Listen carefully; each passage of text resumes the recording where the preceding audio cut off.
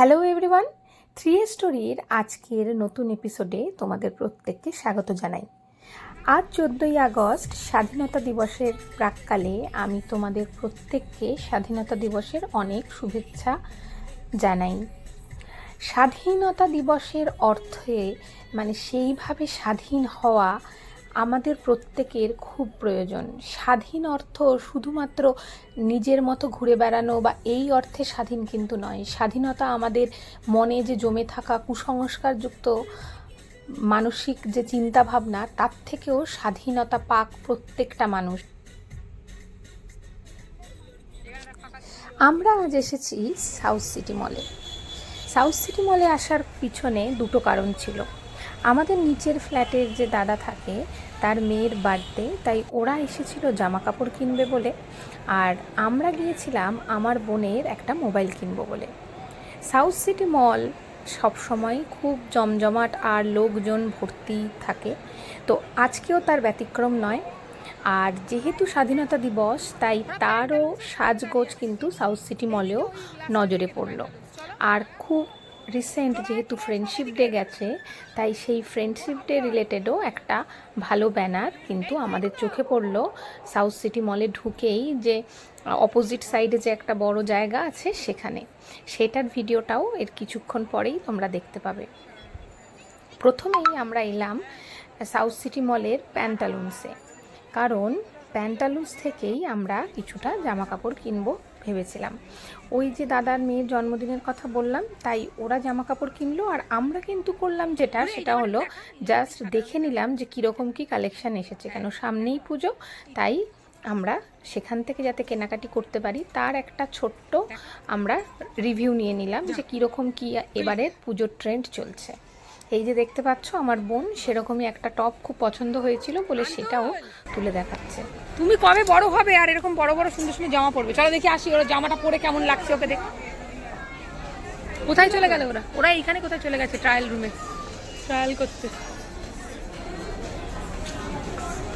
কোথায় চলে গেল ওরা ট্রায়াল করতে?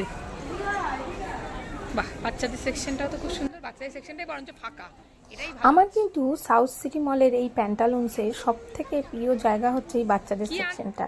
আমার বড় মেয়ে যখন ছোট ছিল তখনও যেমন আমি এখান থেকে জামা কাপড় কিনতাম, যারাও যখন ছোট ছিল তখনও কিন্তু আমি এখান থেকেই বিভিন্ন রকমের জামা কাপড় কিনতাম।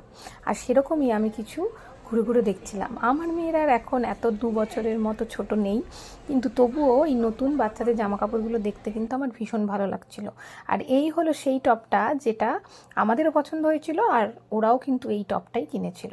আর এটা হলো 2-3টে স্টিল ফটো, যেটা আমার 2 মেয়ে আর ওর পাপা মিলে কায়দা করে তুলেছিল।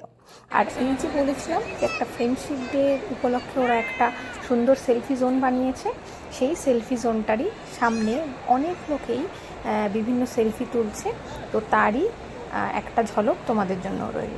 সাউথ সিটি মলটা এত বড় আর এতটা সবসময়ই ভিড় থাকে যে সাউথ সিটি মলে গেলে কখনোই মনে হয় না যে আজকে কী বার।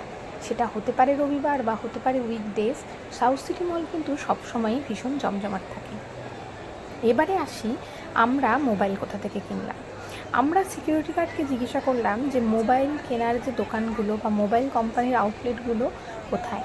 ওরা বলল যেহেতু আমরা গ্রাউন্ড ফ্লোরে রয়েছি, গ্রাউন্ড ফ্লোর থেকে একটা সেট নিচে নেমে গেলেই পরপর কিন্তু মোবাইল গিয়ে।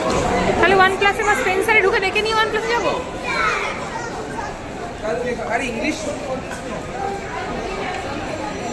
এই তো স্যামসাং, ভিভো সবই তো আছে। স্যামসাং আছে, ভিভো আছে, এরা ঢুকে দেখে নেবে। আর এই হলো আমার বোনের ফোন। আমার বোন ওয়ান প্লাসের যে শোরুমটা রয়েছে, স্পেন্সারের ঠিক আগেই যে শোরুমটা ওয়ান প্লাসের রয়েছে, সেই ওয়ান প্লাস থেকে ওয়ান প্লাসেরই একদম newly launched Nord C4 light কিনেছিল। অ্যামাজনেও এটার যা দাম ছিল, আমরা দেখলাম স্টোরে এসে তার থেকেও কিন্তু 1000 টাকা কম এরা নিচ্ছে। ও নিয়েছিল নর্ড C4 লাইটের গ্রে কালারটা। আর এই যে স্টোরের দাদা এখন কিন্তু সেই ওয়ান প্লাস ফোনটারই আনবক্সিং করছে। ওয়ান প্লাস কিন্তু এখনকার দিনে বেশ ভালো ক্যামেরা কোয়ালিটি দিয়ে বেশ ভালো একটা ফোন, যেটা মোটামুটি প্রত্যেকেরই বাজেটের মধ্যে চলে আসে।